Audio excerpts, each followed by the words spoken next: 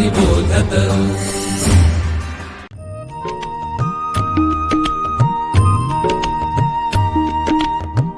विवेकी अक्षर विवेकी लेखन सुश्राव्य वाचन श्रवणार्थ चरित्रे संस्कारी धीरवीर गाथा रम्य बालकथा अनुभवा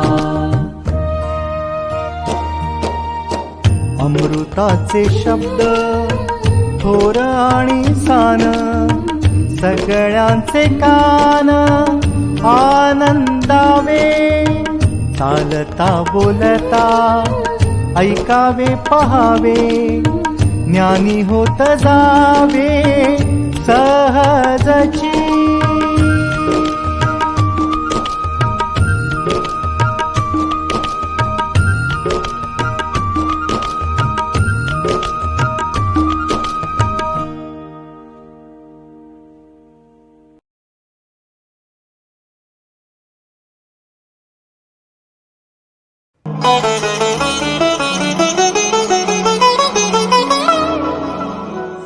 नमस्कार.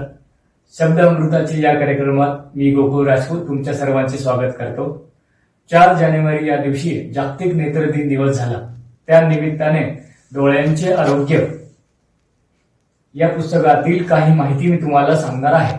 डोळ्यांचे आरोग्य जपण्यासाठी त्राटक ही खूप उपयोगी क्रिया आहे. त्याचे प्रात्यक्षिकही तुम्हाला करून दाखवणार आहे. योग हा विवेकानंद केंद्राच्या कार्याचा प्रांस्वर आहे. आधुनिक युगाच्या मानवाला ज्या देणग्या आहेत त्यात मानसिक ताण ही सर्वात प्रमुख आहे. या मानसिक ताणाच्या परिणामातून हृदयरोग, रक्तदाबाची विकृती, मधुमेह, पाठदुखी, सांधेदुखी, दमा, अर्धशिशी इत्यादी असंख्य शारीरिक व्याधी निर्माण होतात. अशा मनोजन्य शारीरिक व्याधींवर नुसत्या औषधांचा परिणाम होऊ शकत नाही. औषधं घेऊन एका ठिकाणी दाबून टाकलेली व्याधी दुसऱ्या अशक्त अवयवाद्वारे बाहेर पडते.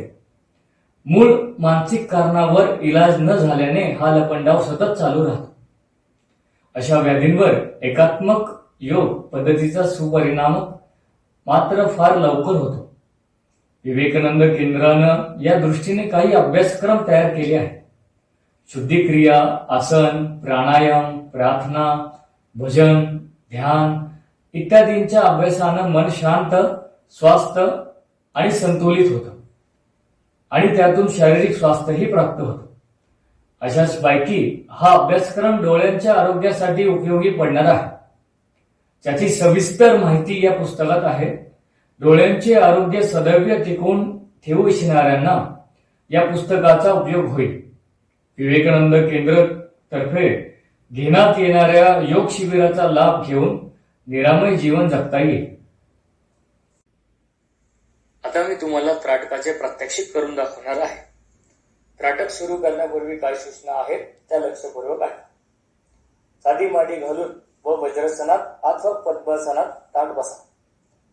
डोळ्यांच्या पाठीत येईल या तऱ्हेने निरंजन समय व मेणबत्ती डोळ्यांपासून 1 मीटर अंतरावर ठेवा. पापण्या न लावता ज्योतीकडे एकटक पहा.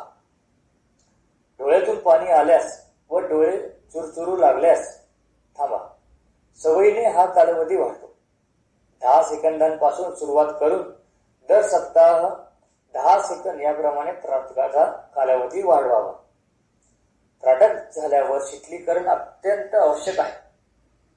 त्यासाठी बुबुळांवर दाब न देता तळहातांचे खळगे करून डोळ्यांच्या आजूबाजूच्या स्नायूंवर दाब द्या. त्राटकाचे 1.5 पट वेळ हा दाब द्या. हात बाजूला केले की शीतलीकरण झाले.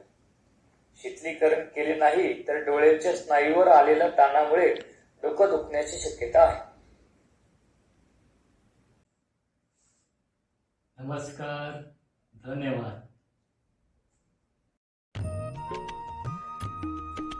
विवेकानंद केंद्र मराठी प्रकाशन विभाग म्हणजेच MPRV गेली 35 वर्षे संस्कारक्षम आणि राष्ट्र जागरणपर पुस्तकांच्या प्रकाशन व्यवसायात 135 हून अधिक पुस्तके, 10 लाखांहून अधिक प्रतींची एकूण विक्री, कार्यकर्त्यांना उपयोगी पडेल अशा माहितीची विवेकशलाका आणि केंद्राच्या देशभरातील कार्याचा परिचय करून देणारी कार्यदर्शिका. संपर्क अश्विनी हाईट्स, पहिला मजला, ग्राहक पेठेजवळ, टिळक रोड, पुणे 30.